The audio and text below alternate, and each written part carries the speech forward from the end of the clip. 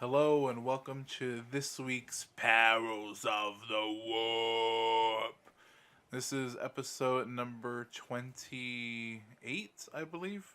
Well, that's a fine start. I mean, let's be honest.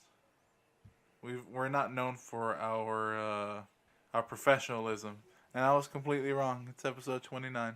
There you have it, folks. Yeah. Episode 29. Yeah. Because if this was episode 28, it would be one of our best episodes to date, and we would be better prepared. Yeah. This was kind of thrown in a little BTS behind the scenes of what's going on. I'm in the crunch of coming to the end of my commission, so I guess it's a perfect time to start the hobby progress. I'm in the middle of just like finishing the last few bits of the commission that I'm doing.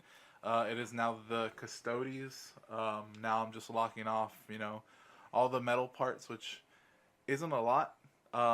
Painting Custodes, it's not a lot if you have an airbrush. Because all I did was just do a zenithal highlight with what is it? The Retributor armor. Which Retributor armor is a nice gold. It came out with Stormcast. Mm. The gold of the past. What was the gold of the past? Balthazar gold. Balthazar gold. He will be missed, but eventually forgotten. Yeah, well, I mean, it's good for if you're trying to do kind of I know people do it for the base for like bronze and stuff. yeah, bronze or coppers and kind of Yeah. things like that. It's still a good color, but Retributor is by far a favorite when it comes to like the GW thing.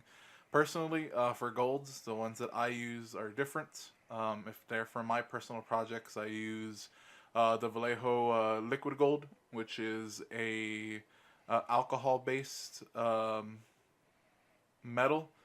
It's super thin, but it is super finicky to work with because you need like 99% alcohol is probably the best to like cut it with, and you have to be quick about it, and you have to shake it like a motherfucker.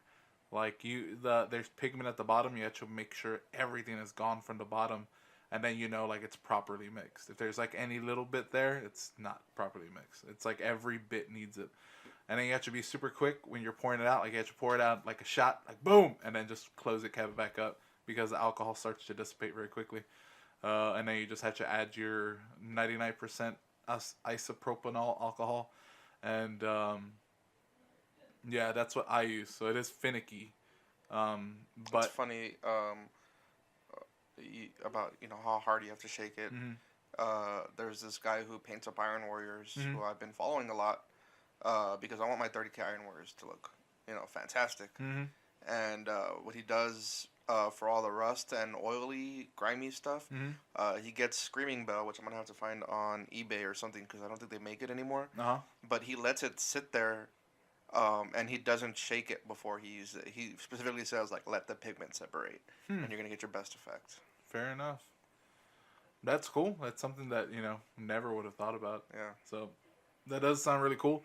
The thing, getting back to it, just a zenithal of Retributor, then Auric gold or something like that. Mm-hmm. It's like one of the older golds, but it's like a yellowy gold, and then there was over that was Retributor gold, because Retributor gold's like a real pale gold. So I just kind of did a zenithal with that, and then just I took the Reichland Flesh Shade, which is the shade that everybody uses with golds. But I didn't want it to coffee stain too much, so Vallejo makes a thing called glaze medium, which is just the lame medium from GW, or the quick shade. I think it's called quick shade medium from Army Painter. The thing with the Vallejo one is that it's white. It has like a white tint to it. So when you pour it in, it lightens it up, but it also makes it like super smooth. So I just kind of ran it over, watched it a bit. It's still kind of messed up with a couple of things there, so I had to fix it. But for the most part, that's what I've done, and now I'm just kind of doing lead belcher stuff, like all the little metal pieces. The biggest part is going to be a bitch, and I know it's going to be a bitch, is going to be red, because red is super, it's not opaque. It's more translucent. So I'm gonna need a lot of coats for it, and they have a lot of red with their uh, Cape and capes and hair all that thingy. shit. Yeah.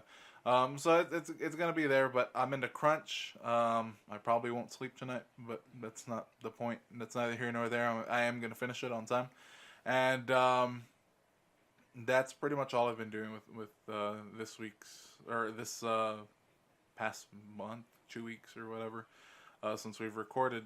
That's all I've been doing with Hobby Progress. What about you, John? I don't know if I mentioned in the last episode if I had it done by then. But my Contemptor, did I mention that in the last episode?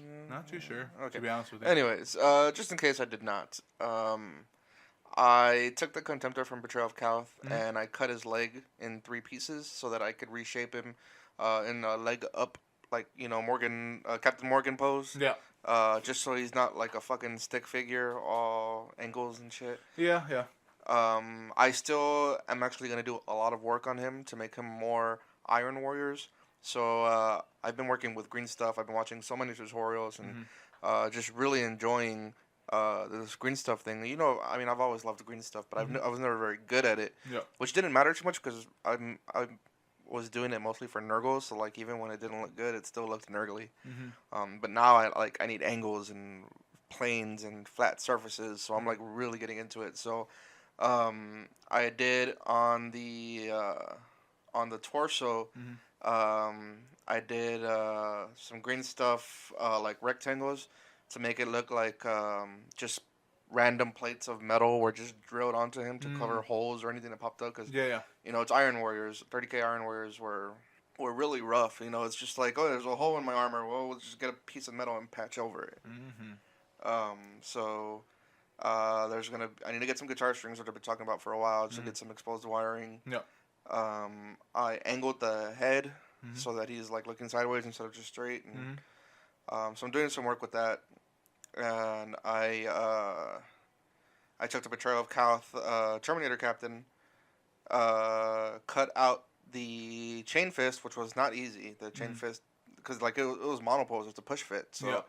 That took some work and some green stuff to get a power sword onto him, which is actually going to be a force sword because he's going to be my librarian. And I got my 2 units of attack marines. Okay. Not 100% put together because of the painting process, but it's at least ready to start priming and then playing games. Nice. So that was the majority of what I did of what I've been working on is just my 500 points for Heresy Resurrection and my Contemptor. Yeah. I'm hoping that once I'm done with the commission, I'll be able to concentrate on my Luna Wolves, because I have about 10 of them, 10 TAC Marines that are in various states of assembly. So I just have to finish off those, and I was kind of thinking, I was talking to John about, what I want to do for basing, because basing's a thing that I like to do, even though I don't go too crazy with it. But I think with my Luna Wolves, I'm going to have to, because my idea was the Moon of Davin, where Horus, of course, gives in to the ruinous powers.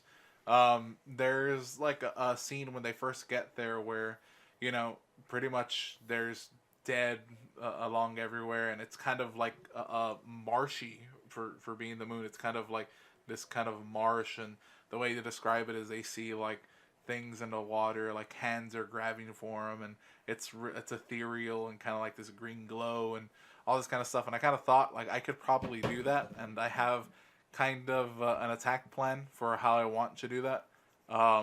So I'm just kind of figuring out, okay, what would I do here? What are some paints that I would use? And one of the cool things I've been looking at is Vallejo has not a new line. It's been up for a bit, but it's called Mecha, like the Mecha color line, and it's for like the Gundam style miniatures, and they have these fluorescent colors which I think would be really really cool because I'm sure they have like a fluorescent yellow and green that I can kind of use for like ooze that's kind of drifting up with hands. And I was thinking, well, I could either get some of the Night Haunt stuff from AOS, just buy little 3 packs, to get like the hands and like faces with the hoods and stuff like that, or I can just buy, some skeleton warriors for AOS and just snip pieces, and that's what I'll use. So that's what I've been thinking for the basing side of the Luna Wolves, and my Luna Wolves are just going to be kind of simple. They're not going to be too far out there. They're going to be kind of staying the lines of what the Luna Wolves look like during the Heresy. And I had this idea like, well, I like MK3, and around that time they would have a bunch of MK3. So I kind of figured, well, in my head, the way I'm kind of rewriting is that veterans would have the MK3 and wouldn't want to give it up. You know what I mean? It's like the armor that they've known for so long. And then the new recruits, the regular TAC Marines would have power armor 4. They're just kind of like, yeah, give me the best and newest thing that we can. So yeah, just doing that and kind of thinking, what can we do for Heresy Resurrection? And that kind of leads us into kind of what this episode is going to be. This episode is going to be, for the most part, a Heresy themed episode.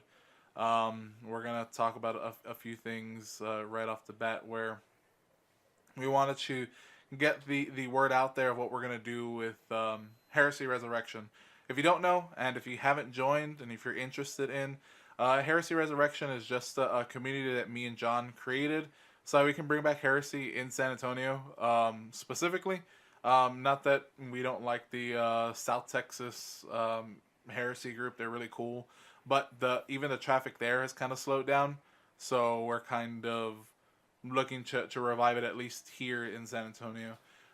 So our whole thing is, we said we're going to have like events. They're not really going to be events. They're going to be game days. And the way that it's going to work is, this isn't a league. This isn't anything like that. This is more like a narrative-driven series of game days. We're going to be starting, by the time you hear this, it will have already started, but we're planning to do a let this be known on the 1st, and hopefully when you hear this, it'll kind of reiterate some stuff. Starting to March, we are going to have our game days, and our game days are going to be Thursdays, the last Thursday of the month. And we're just going to do 250 point jumps, and that's going to be the meat of it. But John, why don't you tell them about the other idea we had to go between those game days? So, just because there's a once a month game day doesn't mean you're only going to play or have to play once a month. You can get a pickup game whenever you want, wherever you want, and any pickup games that are played between Imperium and Traders, or good guys and bad guys, just to make it easier. Any pickup games that are played between good guys and bad guys are going to be recorded. So that, well, not like recorded like with the video, but the outcome is going to be recorded so that we can decide each game day who's going to have. It's going to affect the narrative. Yeah, it's gonna basically any games that you do have in which there's loyalists and traitors, and we are allowing other Xenos races, and we'll get to that in a bit. But it's basically just good guy, bad guy. We encourage that you take some pictures, post it up on the Heresy Resurrection, and let us know kind of what the outcome was and everything there. Because what those do is, what John said is, once there's a certain amount of kind of points that we've kind of calculated, or kind of matches that we've seen, we'll calculate what the who will have an advantage during the game day mission, basically. And we were thinking that it would be good for Thursday because it's midweek. We understand that, but it's better than having the weekend crowded because there's so many things that people do plan for on the weekend. With especially Friday, they have the Friday Night Fluff Night at Grimdark. It's primarily going to be at Grimdark, but you can play wherever the hell you want. But the game days will be at Grimdark. and we'll settle times as we get closer to that kind of date. Um, but that's why we are going to have those game days so we can encourage more people to play, and hopefully throughout the month, more play will garner more for the game day. So again, it's going to start in March. It's the last Thursday, which just looking that up really quickly. The last Thursday of the month would be the 28th, and that's probably when we're gonna throw the game day. Yeah, and it's gonna be 500 points. It is Centurion. For the time being, it's just gonna be regular Centurion. I know that someone in the Heresy group had suggested we try the Vangarian style Centurion, which I know it's part of the Vangarian podcast, which is another Heresy podcast. But no one's really given us any.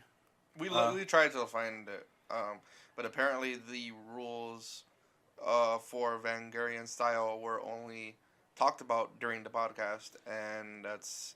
Yeah, they're about 100 episodes in, and it's not feasible for us to listen to all that just to get a few snippets of rules. I know one of the biggest things that they did was to stop phosphic spamming, which I don't know what that is because I haven't played 30K yet. So don't be an asshole and phosphic spam, and we should all be okay. Yeah. Phosphex isn't... I think that's a particular weapon for AdMech, if I'm not mistaken. But again, I could be wrong. I haven't played Heresy. I've only played 7th edition Warhammer. So that's kind of the plan going forward. And any kind of hobby progress, anything that you want to show up, put it on the Resurrection, the Heresy Resurrection thing, because we want to grow that, and hopefully there'll be more people coming in and a lot more people showing interest. I like that we do have a lot of people, about 20 people or so, that are really interested in playing Heresy. So yeah, we're gonna do that, and getting on to the topic of Xenoses. You can play some Xenos races. What we're doing is we're allowing Eldar, Dark Eldar, Orcs. Orcs are highly... what's the word I'm looking for? Encouraged, I guess, because orcs have always been there. They've always been the cockroach of the galaxy. They've been there since they've been mentioned since the very first book of Horus Heresy. Yeah, so. with that's what the whole thing with Olenor is. Olenor, they were fighting an orc infestation there. So, orcs are gonna be there. There's this one thing that I really liked. That was a battle report, 30K battle report, where it was Space Marines versus Orcs, and the Orcs had a Primarch.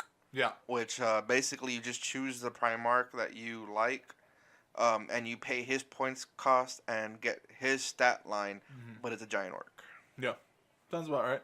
Oh, and if you're into that, there is a model that's fucking gigantic, and it's about Primarch size. I think it's from Artel W or something like that. They have a Primorc. It's supposed to be a stand-in for Gazgul Thraka, and but it's gigantic, like what is it, a mob boss or whatever the hell, is like only like halfway. It's like the his waist basically is where it comes up to, so it's big. But yeah, those are gonna be accepted, as well as NIDs. Well, the thing is, the thing about NIDs is that I really like Planet Murder events. Yeah. So I do want to do a Planet Murder game day, which is why we're bringing in NIDs, but we're not calling them NIDs, we're calling them Megarachnids. Yeah, Megarachnids is what they're going to be. And me and John kind of went back and forth with Necrons. We just decided that no Necrons at the moment, just because, as far as I know... They never awoke in the 30th. Yeah, they never... And that's the thing, is I don't know the Necron lore all that well, but I'm about, 20-something books in? to the Heresy novels, and there's no mention of Necrons just yet. If there was within the first 24 books or so, let me know, and I'll go back and maybe that'll revise us. But as far as I know, they haven't mentioned any proto Necron or anything like that. The closest would be most likely like in the Mechanicum book, where they had like some Robotech. But yeah, Necrons unfortunately will not be in the will not be allowed in Heresy. Now for the ones that we did mention, Orcs, Nids, Eldar, Dark Eldar. Those will be allowed with their 7th edition codex, though it is only the codex. We will not have any kind of supplemental, because there was other things that came out, campaign books in 7th edition, things like that. It's going to have to be the codex, just because for Heresy, we really only have codexes. We don't have necessarily campaign books that really improve that. All of that's in the Legion of Astartes books for Forge World. So that's why we're kind of just sticking to base codex.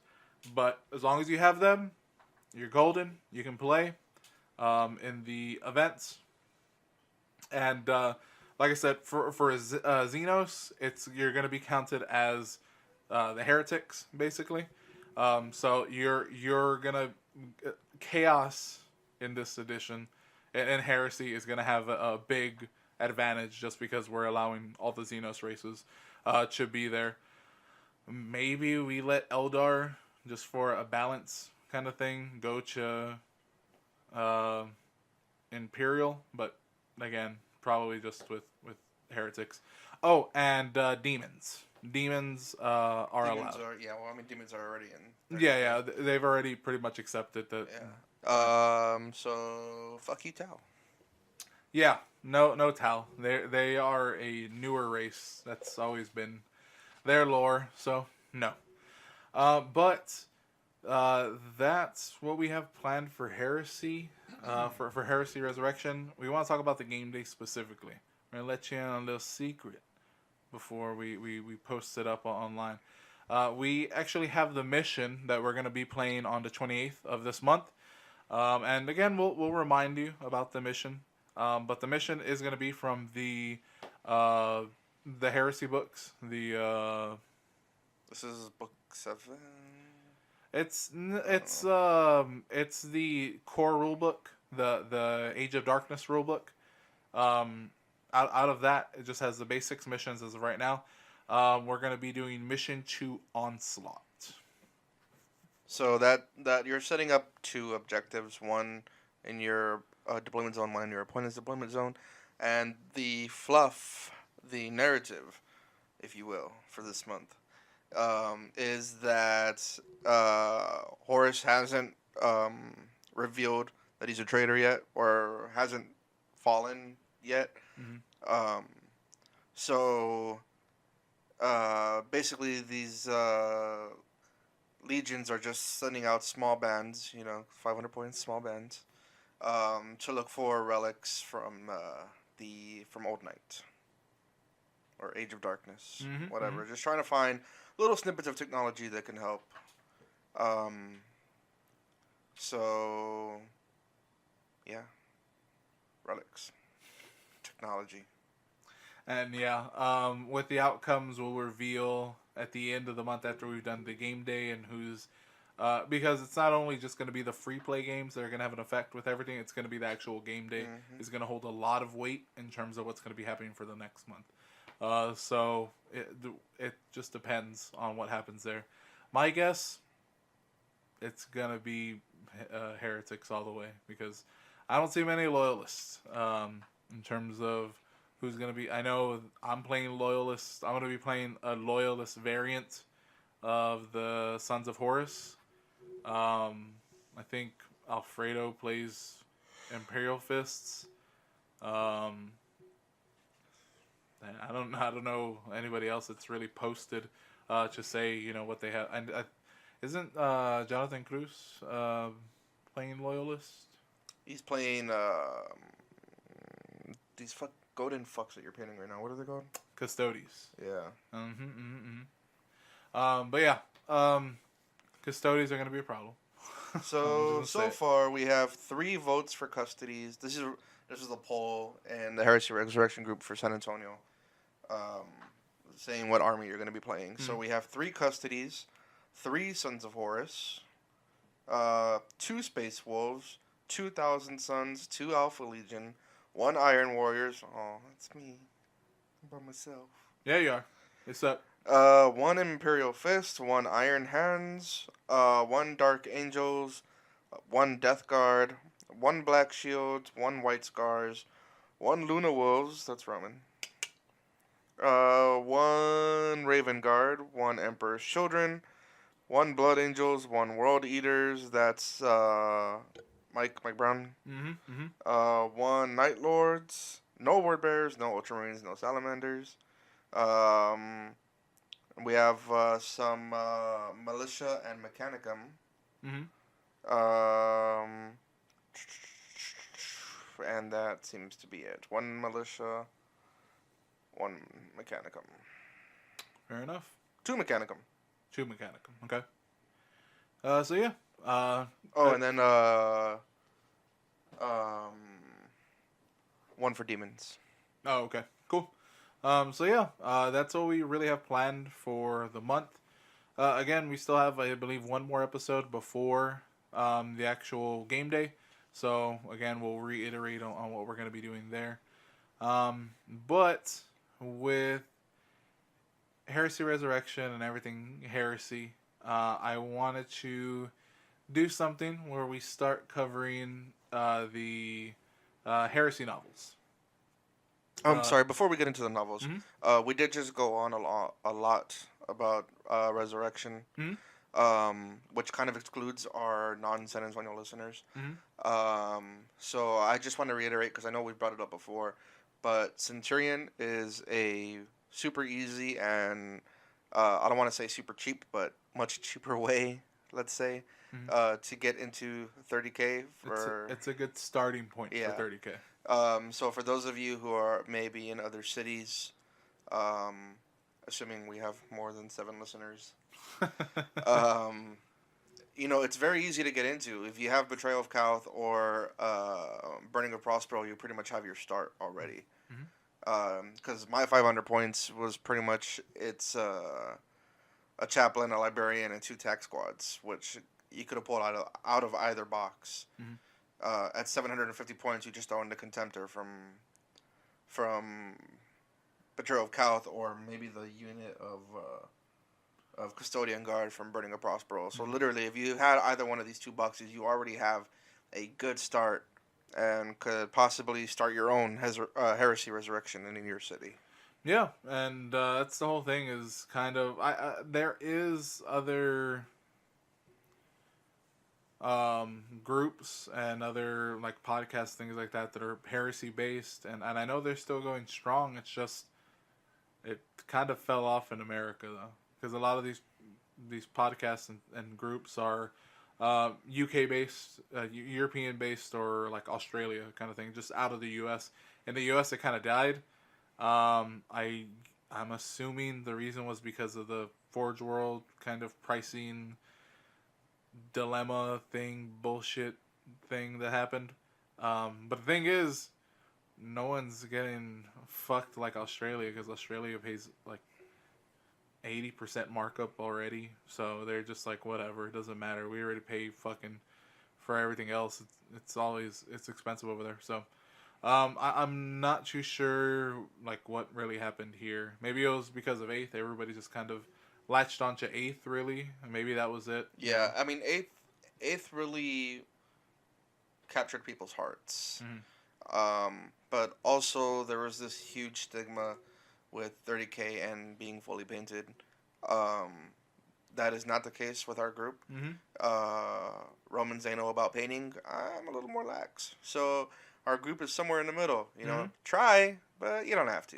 Yeah, exactly. At the end of the day, I don't give 2 shits about how your army's painted. If it's fantastically painted, awesome. If it's not painted at all, that's fine. It doesn't matter to me. For me, yeah, I like fully painted. I love having the idea of having something that looks like an actual army. It's cohesive in its look.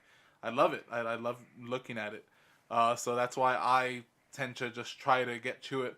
And that's the thing. That's why I love like the idea behind Heresy Resurrection is I can play these games, and because we're enforcing that, not really enforcing, but kind of not enforcing fully painted. We're just kind of whatever it has. You'll maybe see with different games that I do play with everybody, hopefully, that you'll see the progress. Maybe you'll see them bare, plastic gray, and then maybe you'll see like a white primer coat, and then you'll start seeing everything else. So I like the idea of like it's taking the idea of a slow grow league and just taking the league aspect out of it and just being like, hey, let's just fucking have fun. We're gonna have these designated game days where everybody can come in, but go ahead and play whenever the fuck you want. If you can join us, awesome. If you can't, play whenever you want. Post it up on Heresy Resurrection if you want to get a 30k game in. I know that Adam has been doing that a lot, and I feel bad because I want to play. I want to, get my Heresy fucking cherry popped, but I can't because I don't have shit assembled. It's all just kind of there, thrown in a box. So hopefully I can get those done soon and at least play a good game to reintroduce myself to the idea of 7th edition, which before we get into the lore segments, the heresy novels that I want to talk about. One thing is, I do not hate 8th edition. I really don't. But looking back at some of the older games, I'm kind of like, I have an itch to play those older games. That's why, I had a strong itch to play Warhammer Fantasy.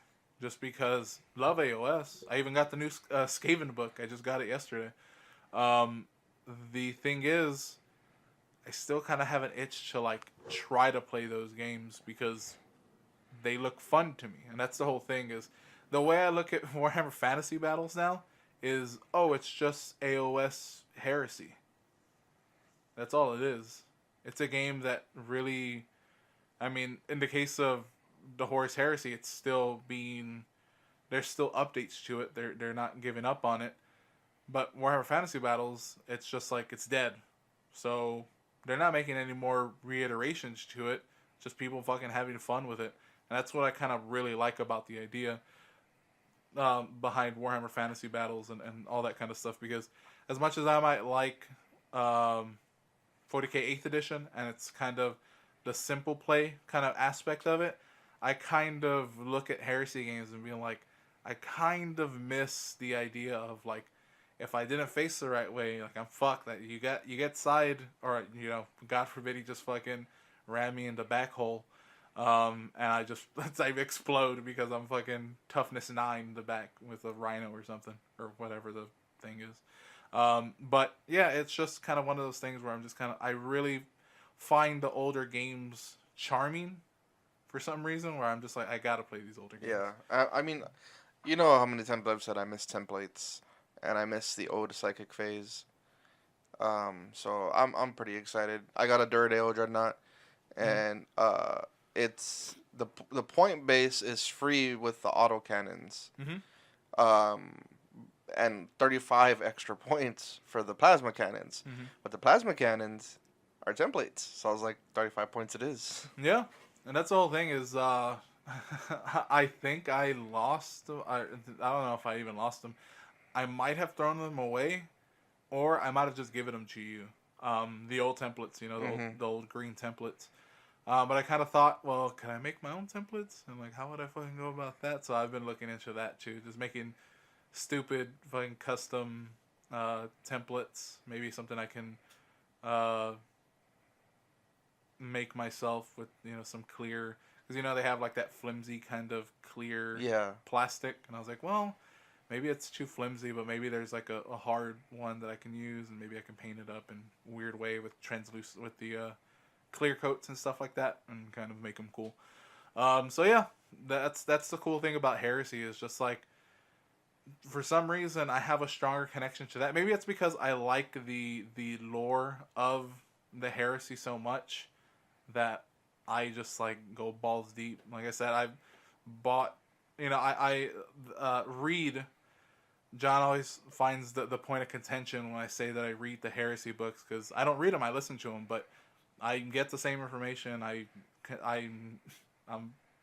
blew past him in terms of where he left off into Heresy and where I've gone, and I love it. Like I can, and since I'm driving all the time, you know what I mean. That's my job. I drive, so I can just plug it in to to my truck and just go, and I listen to it, and I zone out while I drive and kind of like imagine.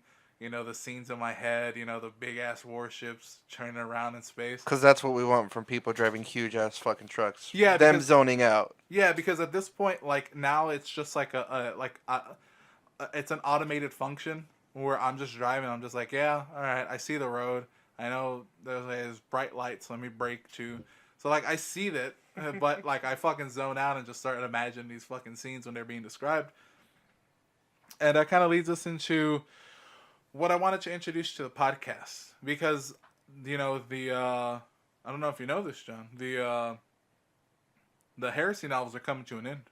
I did not know that. Yeah, with the release of The Buried Dagger. It's the 54th book in the series. It is the last Heresy book, where it has the Horus Heresy on it. Because after that, there's only 8 more books. And that's the Solar Wars. In 8 books, they're going to do the Siege of Terra. And after that, we really don't know what's going to happen after that. If they're going to go into like what happens after that and like kind of setting up the 40K and kind of things like that, like filling out that timeline, which would be interesting to see like, okay, they have the end of the Siege of Terra, with the Emperor and all that kind of stuff. And then, because we all know that, but what happened between, 32, the 32nd millennium and fucking the 40th, like we don't know much on that. So they can maybe expand that with battle books and like kind of stuff like that. That would be cool. But it all starts with the first book. It all starts with Horus Rising. It's by Dan Abnett. God damn, I love that book. And what we're going to do here is we're going to talk about the first 3 books because it's a trilogy and it deals with the same cast of characters. After that, every cast of character kind of changes. So the first book is Horus Rising. I fucking love this book. And I have Trent to blame for this on this fucking pain train of listening to shit because he said, oh, you're getting into Warhammer. He got me the Dark Vengeance, Dark Angels. I was like, these are cool. He was like, go ahead and listen to this. And it was Horus Rising. And it was the abridged version. And the abridged versions, all they do is cut out all the human parts. It's just the Astartes parts. So I got like the fucking summer blockbuster version of fucking Horus Rising. And it's fucking badass. But then I actually bought the book and I read the actual book and I filled in the blanks there. I like the world building. I think that's one of Dan Abnett's like kind of strong suits, is filling out that world in a way that is he sets up that epic scale, because he revisits that in a later book that hopefully we'll cover from when the weeks come. But I love Horus Rising. I was there the day that Horus slew the Emperor. I mean, my favorite part is towards the end. I'm sure everybody's kind of read these books. So we're not treading new ground here. Spoiler alert! Book number 1 out of 54. Yeah. With the first book, I love the part with and I think it's the part that I told John and I got John hooked with it, was where they're on the planet, the planet that they're trying to establish like diplomacy with, and that's where you later find out somebody steals something from their hall of weapons and they blame them and everything goes to shit, and then you just see the Iterex. There you go. So you see one of the dead Astartes there in front of Horus, and he's just like, God damn, he's just like, wait. When he says wait, fucking that arrow flies, shoots him in the fucking shoulder. And he's just like, well, you fucking made a mistake. He pulls out the fucking arrow, snaps it, picks up the thing. He's just like, we're going to war, motherfuckers. And everybody behind him's just like, Lupercal, and just fucking charges into battle. And they just wreck the fucking planet. They just destroy it. So I love that book. That's that's what started it all, and that's what like I mean, there's no other way that I can't play the Luna Wolves. Like even after I've gotten to know more of the chapters that have come out through the books, I'm kind of like fucking Luna, like the Luna Wolves, Horus being like so like just so likable in the book because you know he's a bastard and you know he turns to chaos and starts murdering everybody, you know his brothers and shit. But it's just like God, he was so likable. He was perfect in that way. I love the way that Dan Abnett wrote him. I like who was he talking to? I think he was talking to Dorn, uh, and Dorn's telling him like you're too familiar with Mm-hmm. your guys here. Like they, Yeah. you know, they look at you like a brother, and you're not their brother. You're their god. Mm-hmm. And he's like, hey man, these are my guys. Yeah. And I like the fact that he has like the Mournival, you know what I mean? It's just like everybody's equal. Like in my army, like Horus is just like, look, all of you are equal in my eyes. You know, I love every one of my boys, but there's four that they're the ones that they take the temperature of you know the different companies, and you know, Loken, you know what I mean. You like him because he's the focal point character. He's who you see through the eyes of most of it. And I mean, there's so much stuff that goes into that book. That's where murder comes from. You know, Planet Murder, and you meet the iterators from there. And then the Mega Arachnids. It's the first mention of Blood Angels. Like, there's a lot of stuff in that book. It's the first time I didn't put two and two together because I was already playing. Obviously we had just started playing 40K when we started reading the 30K novels. Mm-hmm. So it was obvious to probably a smarter person than me, but they were looking at the point of view of Saul Tarvitz and Lucius, and so like Lucius is there from what, book 2? Was that when? No. Was it? He's book 1. Book 1? Yeah. Okay, so he's there from the very fucking beginning, and I'm over here with my Chaos Space Marine Codex. And I didn't put two and two together. That this is motherfucking Lucius. Yeah, like Lucius the Eternal. You know, it took me a little while. It took me a little longer than I like to admit. But You fucking moron. I was just like, wait a minute. Is this happening right now? Yeah. So, yeah. And then the next one is my favorite book. It is in the trilogy. And honestly, like, I've read a lot of books, and I like a lot of the books that we're going to talk about in later episodes, but False Gods has, like, that's where I met fucking Graham McNeil, and I nutted in my jeans. Because I just like, it's probably the thickest book, because if you know a Graham McNeil book, he just fucking jizzes on details and explaining certain scenes, you know. So that's probably my favorite book because it does have the turning of Horus, you know what I mean? Like, him going from this super likable person to, like, being so prideful and not wanting to bend, like, you know, everybody's gonna, you know, everybody has to respect me, I'm the War Master, but him having, like, the sorrow, like, why did my dad leave me? Like, why did he have to go and do this shit? Like, why are we not enough for him? Kind of that kind of deal, like, how he thinks of everything. And I just like the way that he just wrote that. I mean, one of my favorite my favorite part in that book is it in this book or in the next book where they're in the tent and Erebus is like playing Horus in front of everybody. I don't remember. I think it's False Gods where like Horus is like starting to like get on edge, and Erebus is kind of being like this fucking, he's being real fucking Slytherin, you know what I mean? He's just fucking parcel tonguing all over the place, and he kind of like goats. I think it's where he goats him back into Davin.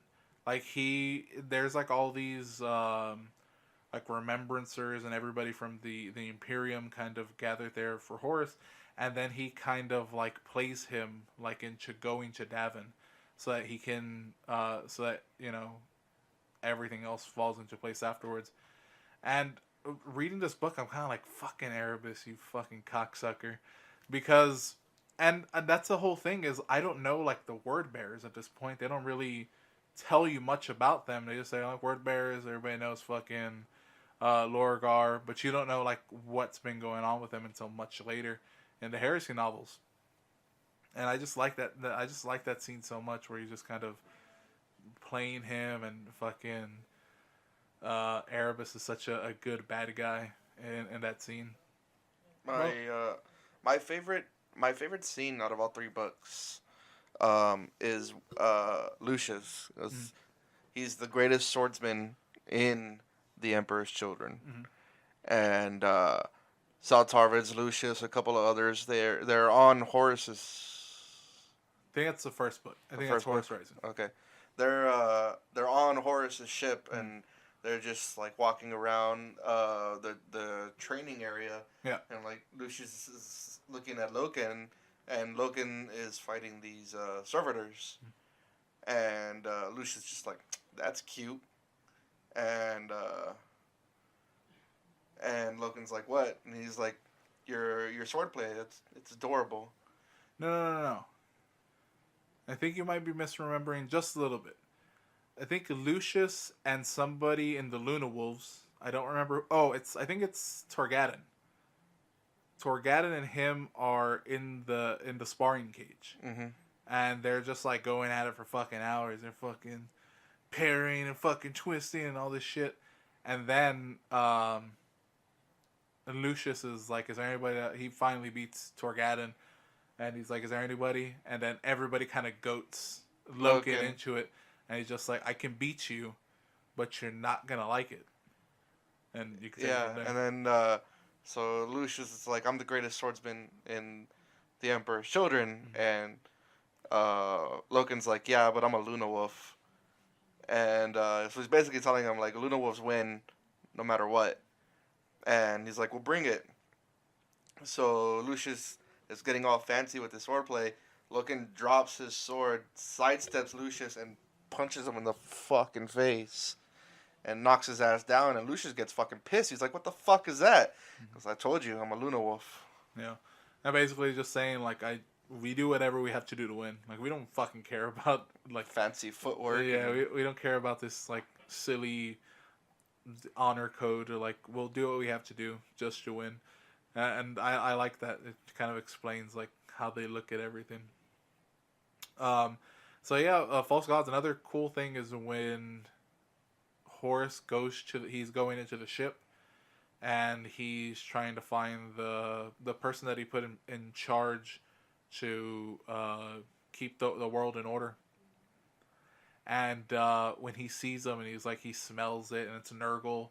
And you see it, the way he describes him, he's like bloated and like he looks like, his ankles are gonna just fucking snap and viscous fluid's gonna fall out. He was possessed by the greater demon Nergaleth. There you go. That's another. And here's the thing, people. We've read these books. I've read these books maybe like 3 times. I know I've read them once physically, and then I've kind of listened to them a couple of times afterwards. So I'm kind of going off of memory here. But, yeah, he gets possessed by the greater demon Nergalith. And, like, the way the way to describe him is just, like, he can't, like... Horus is disgusting. He's just like, you fucking bitch. Like, you can't do anything. You look like you can barely move. And then he starts moving, and it's jittery and, like, lucid and just, like... He's just all over the place. And I love the way, like, he described it. Like, there's the green glow from the monitors, like, painting his skin sickly and seeing all the fucking divots of dead flesh and kind of stuff. I love all that description. And then just on top of that, like, Horus is like, what the fuck? Like, I didn't expect this to be as hard from a human and whatever. And he's just like, they go at it, and then eventually it finds his side. And then, you later find out that from that is Erebus is the one that stole the weapon from the Idrix. And he stole that weapon, and it's basically you say the name of your foe, and it won't. It'll just kill him. Like and it just has like some taint. Some Yeah, the blade is made from obsidian, yeah. and it actually, uh, it is believed that that blade is the murder sword in the Chaos Space Marine Codex. Ah, okay, fair enough. But yeah, he stabs him in the side, and because of that, like the wound won't heal, and that's where the Luna Wolves are just like so fearful of losing their Primarch that they start And stepping on people. I really like that scene. Like when they're rushing him back, all the humans they're mourning already. Mm. You know, they're just trying to crowd Horus's Body. He's not dead yet, but they're trying to crowd him, like to see him, to touch him, Yeah. to see for themselves, to mourn together. And the Astartes are just like, get the fuck out of the way, and they just like backhand humans, and just their backhand like pulverizes skeletons inside of flesh bags. Yeah. And it was a great fucking scene. Yeah. It was a great fucking scene. And I love the after that, like you have the remembrancer, like he has his personal remembrancer that writes down, and as he's like on his deathbed, basically he's like divulging every bit of like information to her, and she's weeping while she's doing it, and it's like a full 36-hour kind of write-a-thon, and like him telling of like every battle that he's been in, like everything from his life, and then Erebus is like, we can heal him. We just we gotta go over there to that temple. You see that temple over there? It looks really weird and maybe not, safe looking, but it's totally fine. So go ahead and take him in there, and like in a week he's gonna be fucking great. But you gotta leave him in there. You know what I mean? And then Don't open the door. exactly. And then the fucking all the shit happens, and that's where like there's so many fucking great scenes there where fucking he's like in the death throes, and he sees Sejanus, and he's just like weeping over him, and then you see fucking Magnus. You're like, what the fuck? You've heard of like Magnus, and he talks about like, brother, what are you doing here? And you find out 1,000 Suns, and then you see Erebus, and you're like, what the fuck is going on? I really love the disregard that people have for psychers. You see it a lot heavily in the book Mechanicum, where they just plug psychers into machines to utilize their power. It's like, fuck it, I don't care if it's a human being. I need this power. He's a psyker. And, but you see it the first time when Magnus is projecting himself to Horus, and he's like, I don't have a lot of time. Every 5 seconds that I'm here, one of my acolytes dies. And like, okay. Yeah. And he's there for like, a while. So every 5 seconds that he's there, just a psyker's just dying. He's dying of an aneurysm, and it's just like, whatever. There's other psychers, right? They're just humans. Exactly. And that's the cool thing is like, you see that scene, and that scene is not revisited until like 10 books later, where you see like the Thousand Suns book, another Graham McNeil book, where you see Magnus's side of shit, and it's so good. That's why I keep telling you, read that fucking book, John, because you're gonna. I have it in the trunk. You're gonna love it. And then there's a third book, and it's Galaxy in Flames. It's by Ben Counter. It's weird that I remember this like off of the top of my fucking head. Ben Counter. This was the end of the trilogy. It shows Horus giving into the ruinous powers, his plan, the Istavan 3 massacre, the thinning of the legions and all that kind of stuff. There's some cool moments in the book, but overall the book feels really disjointed. Like it feels like, okay, we got to get these parts in there. We don't care how the fuck you do it. Just go ahead and do it. And apparently there was some things where apparently Dan Abnett and Graham McNeil really worked together on the first 2 books. Like they really like kind of like, okay, well, you're writing this. Well, kind of just like weave this in here so you can take this up on this book. And kind of like they work together really well. And you'll see that with, again, Thousand Suns and then the Burning of Prospero. Like they're the same writers and they're writing two sides of the same coin again. So Ben Counter maybe came in at a later point and really knew what was going on, but kind of had this in us. And I don't know because I really haven't read any of Ben Counter's stuff other than that. Apparently he's good at the Grey Knight stuff. Um, so that's one thing. But for me, every time I reread Galaxy in Flames, it just felt like the unabridged version of Horus Rising, where it was like big action scene, big action scene, big action scene, and like none of like that nuance that I loved about the first two books. So I don't know how you felt about that, John. I only read Galaxy in Flames once. And I, like a child, was very entertained by the big scenes and probably didn't realize how badly they were taped together. I thought it was there was great moments in it. When Loken was fighting Abaddon. Yes. And like you're reading Loken's thought process. You know, like, oh, Abaddon's in Terminator armor. Terminator armor makes you slow, but Abaddon is so amazingly powerful that he is almost as fast as somebody in regular power armor, but then it iterates almost. Yeah. And like Loken gets the upper hand. Yeah. And then Loken's fighting Karn. It's just great. But then there's like, but then again, like there's like stupid scenes where like Karn gets impaled by the fucking rhino, by the rhino, and he's just like, like just like fucking wigging out, like in this being impaled by it. And I just thought like, oh, this is really silly. And for some reason, like I guess it's because like the rest of the book is so serious that like to have something like that kind of just like, what the fuck am I reading? So like there's weird parts, and maybe I have to reread it because I've only read that one twice, and then the second time I read it I was kind of like, oof, like I don't, and it's been a while since so I have to go back to it. I think I really have to go back to it. And then you have Lucius. For every kill he's cutting his face, which is getting him.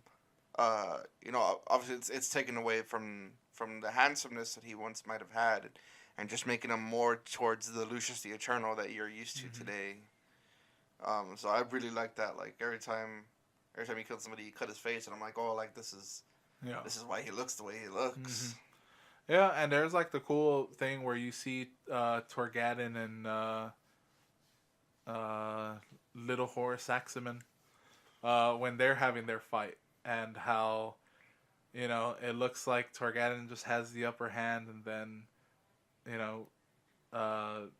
Loken just like looks away for a quick second, and then he sees the fucking swipe of Little Horus's beheading Torgadon, and like just how like bereft he is after that, and just it's a really, really good scene, and that causes him to like let Abaddon live, right? Because he's like about to kill Abaddon, I think, at that point. And then he looks over and sees Torgadon just like, whoop! And he just like runs towards him, and that causes like a whole another thing to happen. So there's good moments in the book. It's just, I don't know, and just something about it seemed disjointed, where I just couldn't really, not that I couldn't follow, just like it seemed to have like really big cuts. Like into like boom, this scene, boom, like we're now in the corridor of this thing, and all right, now we're in the room, and it just like it felt like just really choppy. Yeah, is the best way for me to describe it. So using our patented 5-star system that we use on the City Podcast, it's patented, people. So give me a 5-star review for Horus Rising. What do you say? For 5. 5? For me it's a 4.5. Like it's there. But then I get your fucking False Gods, and that's a 5 for me. False Gods is also a 5. Okay. I want to. What does Galaxy in Flames have? 5. I'm kidding. I'm kidding. That one, oh man. I mean, I know you said you've only read it once, so Yeah. you can't really say. But There you know. was weird moments for me, like even going through it once, where like, Sal's running through the building that they've making their last stand in, and he starts killing his own guys because he thinks that the enemy is broken in because Lucius is killing his own guys. Yeah. It was Yeah. it was a weird transition. Yeah, it's like well, I guess like the thing is he trusts Lucius. Yeah. So he sees Lucius fighting these other Emperor's children. He's like, "Oh shit, I gotta go help him out." So they both end up killing the Emperor's children, and you find out that they were loyalists, and Lucius had turned. So yeah, it does. It seems really like, huh? Like, I understand what happened here, but it's still kind of odd that you wouldn't even be able to like hear him on comms. Maybe like it seems odd. And then of course the whole Karn impaling thing was a little silly. It is silly. I'm probably. It's so hard to rate this book because it's not as good as the first two, but it's not bad either. Yeah. Like there's bad ones. Like, oh god, wait till we talk about Mechanicum. Yeah, and people love it. And that's the thing. It's like, okay, we have to say these are our opinions on these books. If you have whatever your opinions on, go ahead and put them in the comments, below. If you're listening to us on YouTube, at youtube.com/Grimworks, go ahead and leave a comment below on this video. If you're listening on any other podcast catcher, SoundCloud, anything like that, leave it on the Facebook page, Twitter, Instagram. We all have it. Just search up Grimworks. And also email us at citypod88@gmail.com. And just put Warhammer or something like that, so we know it's for the show. So for me, I'm gonna give it the benefit of the doubt that maybe it's not as weird as I thought it was. I'm probably gonna give it a 3.5 because I have to go back to it. But I'm giving it the benefit of the doubt that it's probably about. I think I'm gonna go back and read the first 3 books before I go into Thousand Suns. Because I tried reading Thousand Suns. The beginning of it was a little boring, but that's a Graham McNeil book. Yeah, that's something I already know that, like, what these books are. Yeah. If you get past the world building, it turns into an amazing fucking story. I mean, even like Loken in the beginning of the first book, like, they're fighting the Invisibles. Yeah. And it's talking about, like, their prowess and how amazing they are as Astartes. I'm like, but then you get to Samus is here, and I'm just like, oh my god! And even if you listen to the book, that part is fucking silly. That is the voice that he puts on is fucking super silly. But when you read it, it doesn't come across that it comes out as really cool. But it's like, in my head, it's like, Samus is the man beside you. Fucking guttural, demonic. Samus is here! And it is at some points. But then you listen to this fucking British dude, and he's like, Samus is here! Yeah, he's just really, it seems really flamboyant. I'm like, man, it's a gay, it's a gay demon. But, those are what we're going to do. And, like I said, every week we're probably going to cover a new book. I'm hoping that this kickstarts John rereading, Heresy books. Because, every week I think we'll go to it. So, next up for next week will probably be, I think it's Flight of the Eisenstein or Eisenstein. Eisenstein. Okay. I didn't know if it was Eisenstein or Einstein. But yeah, Flight of the It's supposed to be Einstein, but because it's so far in the future, they just forgot. Oh, like sutures and like surgery and all that shit that they misspell. Not misspell, but maybe an older spelling of the word. But yeah, we'll be covering that. I did kind of want to cover the Weekender, but I mean, by this time everybody's seen what's out for the Weekender. We know that I think by mid-March they said that book 8 is going to be out. there was some bullshit reason that they gave that the book 8 wasn't at the weekender where people were pissed, and it seems like it was kind of a bullshit idea, but I have no idea. Like that was a bullshit explanation why it wasn't there. But from there, you got the kind of tidbits for things that they're gonna do in the book 9, which I'm excited about because it has Dark Angels, and that means I'm gonna get a lion. It's probably not gonna be for 5 years, but I'm gonna get a lion. So yeah, that's pretty much all we're gonna cover for today. But I know John played a little game. Played a little game of 40K. He said he was itching to play 40K. Oh fuck! I forgot about that. And he Damn, phone's gonna die too. he Anyways, I have the play of the week. I played a 2,000 point game against David Padillas. It was my Catachan. I didn't want to take Catachan because my Catachan can be mean.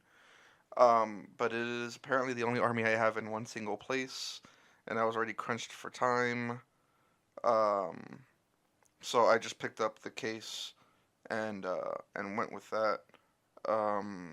But he was taking Ravenwing from Vigilus and Crimson Fist with some of their new rules. So he. It's been a while since we've had a play of the game, and this definitely constitutes. So I have David Padillas with me, and right now we're playing Space Marines versus Catachan. David has Dark Angels and Crimson Fist, and he's using the rules from Vigilus. So why don't you explain to me how you just wiped out my big 20-man unit in one go? Alright, so I have a 10-man squad of intercessors with the regular bolt rifles that are the rapid fire 1. I used the command point for the Indominus Crusaders to make them veterans. I used another command point to use the stratagem rapid fire, which turns their rapid fire 1 guns into rapid fire 2. I used the bolter riddle stratagem from the Crimson Fist to generate an additional hit on every 6+. And because I was Crimson Fist, I had additional +1 to hit. And so in the end, I hit 42 times, and then wounded 29 times. All at strength 4 -1. And my save is a 5-up because I'm a fucking little guardsman. And I made 3 out of 29 saves. So that's a 20-man unit down and gone. And for those of you who have heard me talk about my Catachan, that 20-man unit is kind of the bread and butter of my game. So I don't know how I'm going to recover from this. Yeah, so at that point, he had already taken down 2 of my 10-man units. And then I used a command point to make another 2 10-man units. The 20-man unit that he just took out, they had a -1 to shoot at them per psychic spell. They had ignores morale, thanks to the Inquisition psychic spell. So it was a unit that was ready to fuck shit up because I had a priest there giving him a +1 attack, and Strachan gives him +1 attack. Like, I was ready to wreck shit with this fucking blob of guardsmen, and he took them down with 10 intercessors. It was a hard recovery. I did end up winning the match, to the surprise of both of us, because he took down all 60 of my Catachan by the end of turn 2. But because he focused on them, my tanks made it through. I don't think I lost a single tank. Nice. And I was playing Guilliman. So my tanks and Guilliman kind of got me the game back, but I was devastated by the end of turn 2. I had no fucking boys left, and I was just like, wow, this is game over. And I pulled it out of my ass. But I did not. It was 3 command points and 10 fucking Marines. And they wrecked shop. I don't know what to tell you, but if anything, that's a good testament to play the mission and not your opponent. Play the mission, understand what your opponent can do, but play towards that mission. But before we get out of here, last time we were here, I forgot that we had comments. So we're going to go through those comments, and we have a couple more comments as well from last episode. But from 2 weeks ago, or I guess 2 episodes ago. 2 episodes ago, we have Trent Trent. What's up? He says space docking is the only reason I still listen. I don't remember saying anything about space docking, but apparently we did, so fuck it. We didn't just talk about it. Yeah, we did. I ain't fucking space docking. You're gross. His next comment, y'all want a comment. Here's one. Don't play fantasy. LOL. Sounds like Roman is starting to see what I was talking about with that rule book. I did see. I overcame. And I still want to play fantasy. So, fuck off. He said came. Yeah. Oh, I came everywhere. But that was it from the episode two episodes ago. This is from last episode. This one's from one Mark A. Martinez 081. He says, a non-whack episode for once. Good job. Thank you. Fuck you, Mark. I hate you. And then the next one is from T-Lam Prosser. He says, Greg and Grimdark support our local competitive team, Frag Out Games. They helped us get the Texas Circuit Team Championship last season. Hey. Sweet. T-Lam, I guess I'm going to call you, because that's the first thing. So I'm going to assume that's your first name. Yeah, thank you for everybody that did comment. Everybody that does have something to share. Hopefully we started something with Heresy Resurrection, and maybe you could talk about your favorite books and all that kind of stuff. Again, youtube.com/Grimworks at the bottom of this episode. And again, citypod88@gmail.com.